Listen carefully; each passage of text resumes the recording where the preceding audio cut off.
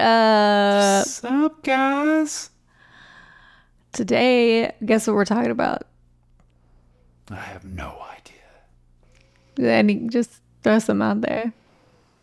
Good night, Seattle. And I don't know what to do. I've been saying that to him a lot. I love it. It's amazing. You make it so adorable. Yeah. So I was listening to Behind the Bastards, which I really enjoy. That is another podcast. And there was like a 5-minute, the guy who hosts it, he was like, okay, folks, like we're just going to talk about Seinfeld for the next 5 minutes and then the episode is over. So like, if you have other things to do, catch us on the next episode. And I was like, oh no, I am super excited. I loved Seinfeld growing up. Like, I always loved TV. Seinfeld, when it was on, it was part of must-see TV. And me and my sister and my mom would go to the corner store. We had like a guy who would always be working there. And we would get a soda, a candy bar, and a magazine each. Nice. And sit there and like snuggle up. Some of us were on the floor, some of us were on the couch, and watch must-see TV on Thursday nights. And Frasier, I always want to call it Seinfeld, weirdly. I'll say you meant Frasier this entire time. Yes. So, Frasier. asterisk next to all the mentions of Seinfeld up until this point. Frasier. I've not met Seinfeld one time. Don't care about Seinfeld. I mean, Seinfeld is a great show, but... Like, I've used it for background noise, but I'm like, I thought we were talking about Frasier. We've been talking about Frasier this whole time. My mom also loves to rename things, so... Oh, no, it's ingrained in my head. I will call things by either a messed up version of the actual thing they're called or just something entirely different. Yeah. It's like baked into my brain. It's rough. Good times. So anyway, Frasier is I've never had like a comfort show. Like, I don't like watch shows over and over for the most part, except if I'm like showing them to somebody else. But so I don't really know this phenomenon. Like, I've heard people talk about it, but like Star Trek for me. Yeah. So I heard from the podcast that Frasier was streaming on Paramount Plus and the new Frasier, but I haven't seen the new Frasier. And so I like started to watch it. I was like, oh my gosh, I gotta watch Frasier. I mean, of course. I haven't watched it since it was on. Wow, so you hadn't gone back and even watched reruns or anything? Nothing. I mean, I guess I probably caught reruns here and there, but like with Seinfeld, like I had the DVDs and like watched the DVDs at least one time, probably twice. And but no, not with Frasier. I don't know why. I think I was afraid, honestly. I think I was like, I don't want this to disappoint me. But it's like, it's free and streaming, so I'm just like, okay, let's do it. Like, the feeling of comfort that came over me, like, immediately watching Frasier again was like, I don't recall any show. Like, I loved watching My So-Called Life on DVD, or yeah, it was on DVD. And then I think I've watched it since then on streaming, maybe. Anyway, loved it. But that's different. It wasn't... It's like, this is good TV. It didn't as much, though, take me back to a place and a time that was really... I don't know. It was like I was remembering being a little kid in this, like, 2-bedroom house where 3 people were living there. And there were burglar bars in the windows, and like mentally transporting myself to like 90s rich person Seattle. Like, I don't know, that was just so my happy place when I was a kid. And so to go back to my happy place, and I have like mixed feelings about nostalgia as like a phenomenon. I think it's really like problematic in a lot of ways. So I try not to indulge in it too much. And I just try to be like a future oriented kind of person. But It's There's nice. some value in the comfort too, though. Yeah, it's nice sometimes. And You it can have a little captures- nostalgia as a treat. Yeah, it's kind of like music. Like, I mean, I don't get it as much with TV shows, I don't think. But music, like certain songs will transport me back to a place. And it's not even so much that it's nostalgia, but it's like I remember thought patterns and memories that I'd forgot because they become associated with these things. And it's, I don't know, there's some utility to it almost. Yeah. I have that very strongly with music. I have not had it as strongly with TV. I think we were talking about it. Like there was a scene where like you were talking about just shots of the apartment and how it brought you back. Like you felt like you had been there, even though it's a fictional place, like a set for a TV show. Like that apartment in Seattle doesn't actually exist, but it felt very real to you. It felt, yes, like inhabiting a place I knew well. I mean, I don't think I watched all 11 seasons, but apparently there are 11 seasons. I mean, I probably spent, and back in the day, each season was long. So. Oh, yeah, that was when TV went like seasons were like not near what they are now, especially in the streaming era. And like all of the scenes, there's like only like 2 or 3 places that there's like the coffee shop, Frasier's apartment, and the office, the studio. Yeah, you know, it doesn't. I mean, every once in a while they may do an on the street scene, but it's probably not even Seattle. If I had to guess, they do a really good job of like keeping the sets to a minimum. Yeah, and like honestly, until you mentioned that, I didn't even really tell. Yeah, I just have spent so many hours in that apartment, so to speak. You know, Yeah. so many hours and formative years of my life in that apartment, and just that, you know, I'm not a like set person. Like I'm not a very visual person, frankly. So, yeah, like for Seinfeld, I can like kind of, but not like I can't. To me, when I think of like Seinfeld's apartment, it's like messy. Yeah, It's just, it's like not. There's nothing attractive about it. Frasier's apartment. OCD happiness. Oh my God, I love it. It was just like everything is in its place. All the surfaces are clean. The view, the few things he had seemed like they were very nice. And I'm like, that is how I want to live. That is where, that was my happy place again.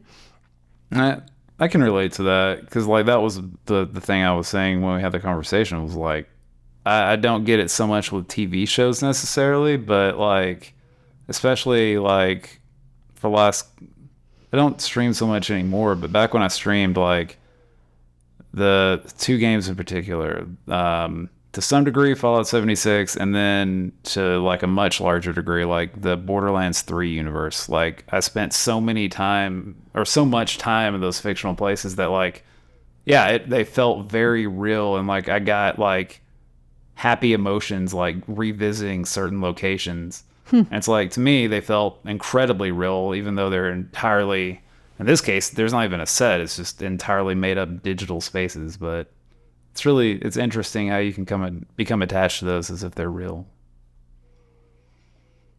I do watch the same movies over and over again. I feel like movies.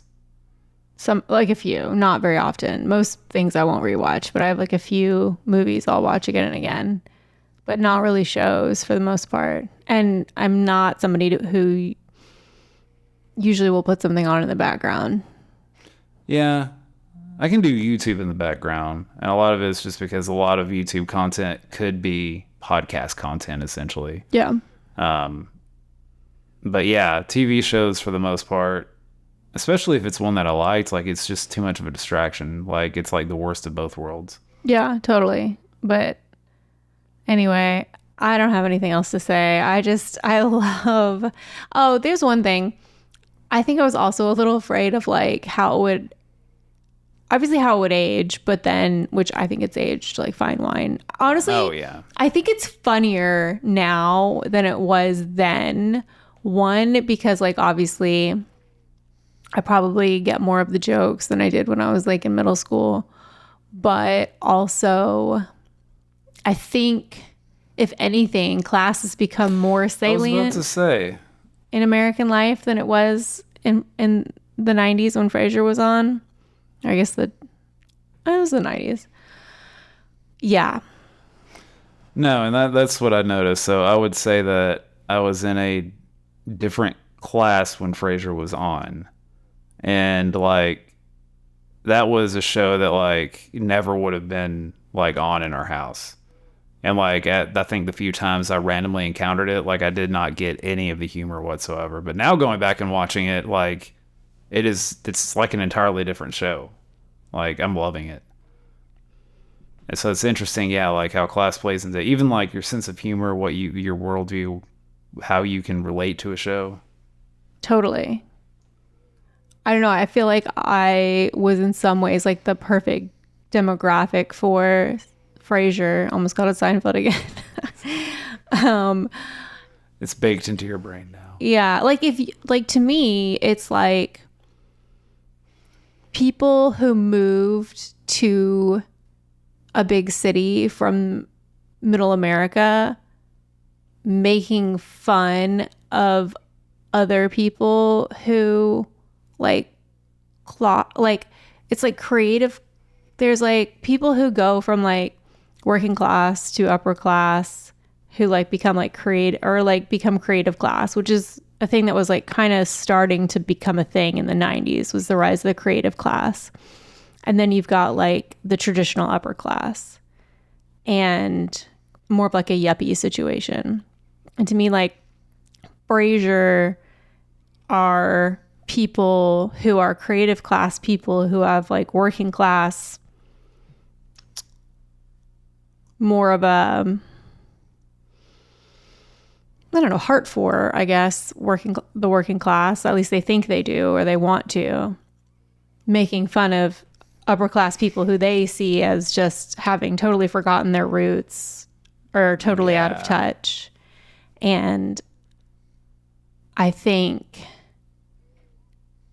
yeah, if you don't have any connection to that kind of person on either side, if you're just like purely like working class and all your friends are working class and like you only care about what's happening in the working class, I don't think that you would probably enjoy Frasier.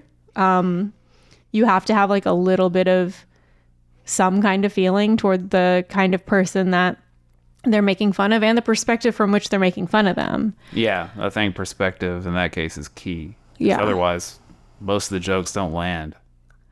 Or not most, but a lot of them don't land because you don't have the context that makes them fun. Right.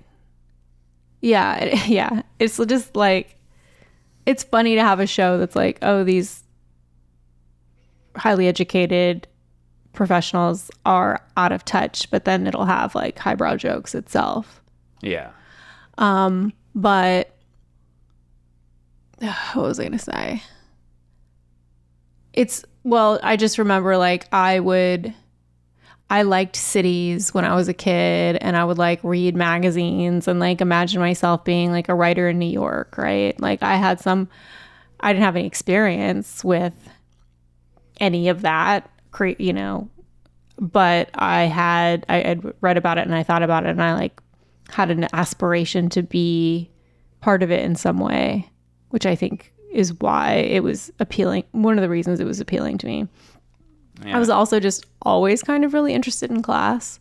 So I don't know that I would have ever in middle school been like, I like Frasier because it's about class, but like I think it is true. You have those interests, you just couldn't really put them into like the words. Oh, and again, I think it's become more socially acceptable to talk about class in the US. I would say so. Since then. Yeah, and in my case, it makes sense why I wasn't exposed to it as a kid, because I had two working class parents, and like to them, the city that we're in now is like that was a major transition. Like, yeah, because they've been used to living in rural areas for the most part for most of their lives. And so, yeah, it took me a while to get the worldview necessary to really appreciate the show, but I'm glad it's there now.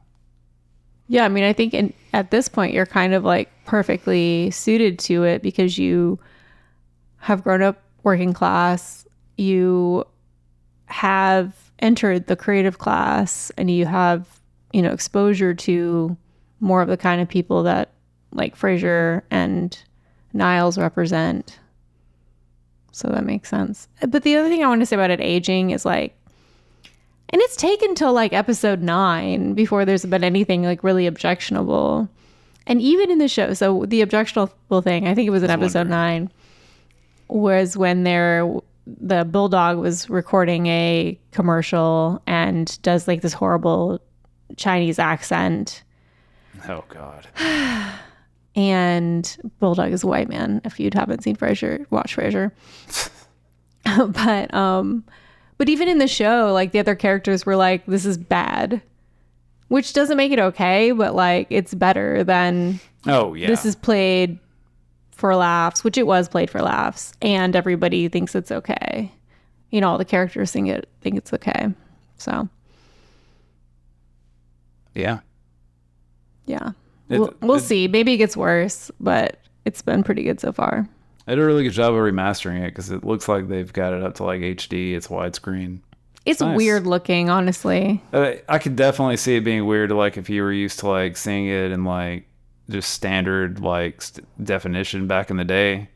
Because yeah, I don't know. Some things like are upscaled and like remastered really well, and then other times, yeah, I feel like Frasier's a good mix. Like it looks good, but yeah, if you had seen the original show and like not picked up on all the details, because that's the thing when you go to HD, and it's like why a lot of movies didn't go to 4K, is because every time you bump up like the any like little issues in your set, anything like that just wasn't perfectly done starts to stand out more and more and more, which in Frasier's case I don't think really matters that much, but yeah, I don't know. It's going off on a weird tangent. Yeah, I don't know. It looks weird to me. I'm not saying, I mean, I would watch it if it looked like 50% worse, frankly, but it's interesting. You're like, sometimes I watch things on YouTube or whatever, and I'm like, did this look this shitty when it was on? Did I just like, because you don't think, like, and even today, I'm like, I don't watch things and I'm like, this looks shitty most of the time. But then things get better and you're like, oh, I guess that was shitty. And particularly if you're watching stuff that's like been re-released in HD, yeah, like there's a good chance it does look shittier because you can tell, like you can see more detail in the set design, and like I said, any issues that seemed very minor when they were shooting it for like TV back in the day is going to look very different now. Yeah. These are the things you notice. I just can't stop noticing Kelsey Grammer and the whole cast is just freaking incredible. Just 10 out of 10. Yeah. Like really, really solid acting. I mean, it's really well written. It's a really funny conceit, though the idea of like anyone do it, like you could never do it today. A radio shrink is not a job, but the idea for the show is really funny. I love that it's set in Seattle. Everything's great, but like the freaking acting is just. I also like how they have the multiple, like instead of just an episode title, like the titles, like, yeah. Every like after every commercial break, you get a new title related to what's like about to happen. It's so literary. Yeah. I don't think I'd realize that, but no, now that you're saying it, yeah, it's very literary. Okay, I do have one thing though. There was one joke that was centered on Frasier not knowing Monsieur. Not it was a woman with a collar who had a French accent, and she was speaking like a mix of English and French, and she kept saying Monsieur, and he supposedly didn't know what she was saying. And I'm like, they speak French constantly. I mean, they're always talking about food and wine, but like continuality or continue. What's the word? Continuity error. Yeah, that's continuity error. I was like, freaking Frasier Crane knows she's saying. I can't even say it. 4 years of French. Breaking the freaking immersion, guys. I know. Jesus. But still, 11 out of 10. Yeah. No, agreed. So I'm gonna watch all 11 seasons. I don't know how long it's gonna take. Probably not that long, especially since we have Christmas break coming up. Yep. I know what we're doing. Only after that treat am I gonna expose myself to the new Frasier and be sad. From what I've heard, it's good. I mean, it's gonna be really hard to match up to the original, but I mean, I haven't heard anything bad about it. Yeah. I don't know if the mics picked up the knocking on wood, but On the Behind the Bastards, they said everybody go watch it, so they give it a second season. So that's good sign. that's generally a really good sign. So maybe I'll bump it up, but I don't know. I'm very much enjoying my unsullied by the modern day experience. I would do the binge. Thank you for your support. No, anytime. All right. Thank you so much for tuning in. All right. Well, we'll see you guys next week. Yeah. Are we going to do one next week? Who knows? We'll play it by ear. We're going to play it by ear. If not, though, well, I mean, by the time the next one comes out anyway, it will have been Christmas. So if you celebrate Christmas, hope you have an amazing Christmas. If you celebrate another holiday, hope it is fantastic. I love how this episode is about the same length as the original Frasier episode. It really is. Probably longer. We don't have commercial breaks. Kismet. Yet. Sponsors. Liquid Death, give me money. Anyway. Sephora. Hit me up. Even though I don't wear makeup in most of these. Home Goods, totally. Perfect place. Our 12 subscribers will flock to you. They're very wealthy. When they lack in numbers, they make up for in purchasing power. Yes. Give me money. Anyway. Bye. Bye.